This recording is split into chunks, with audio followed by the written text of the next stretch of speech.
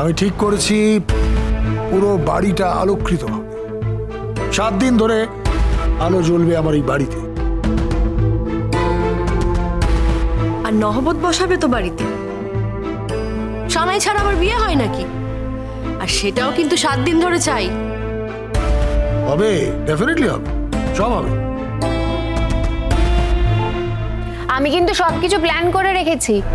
হলুদ কোটা দিয়ে শুরু, তারপর সঙ্গীত, তারপর আইবুড়ো ভাত, তারপর বিয়ে, আর তারপরে তো আবার বউ ভাতও আছে।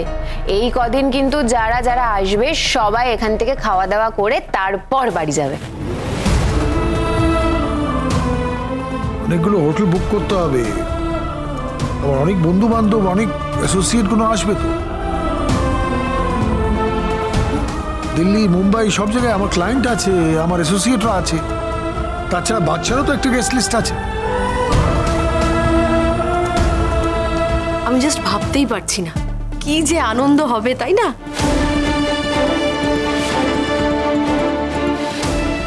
আমি তাহলে চাটা করে নিয়ে আসছি। এই দাঁড়াও,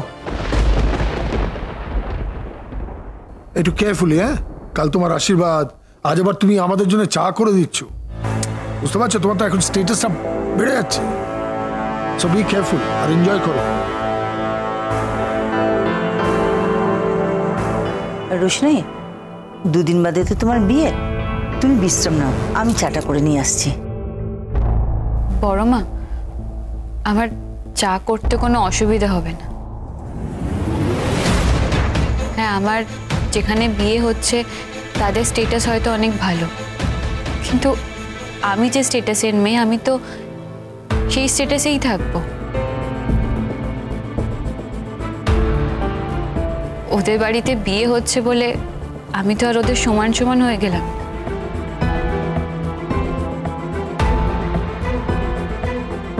আমি চাটা বানিয়ে নিয়ে আসছি।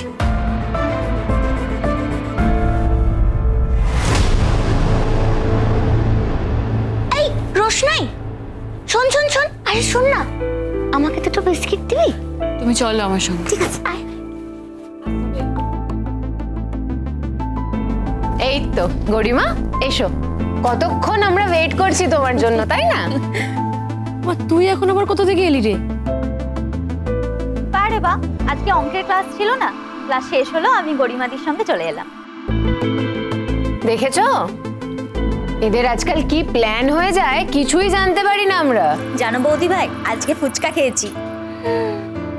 আবার ফুচকাও খাওয়া হয়েছে আমাকে বাদ দিয়ে? জাহ্নবীদি, আমি খাইনি, মিষ্টু খেয়েছে। তোমার কি মনে হয় আমি ওই রাস্তার ধারে দাঁড়িয়ে ফুচকা খাবো? আমার মা জানতে পারলে আর রক্ষে থাকবে? কিন্তু গরিমাদি, তোমারও তো ইচ্ছে করছিল, বলো কি?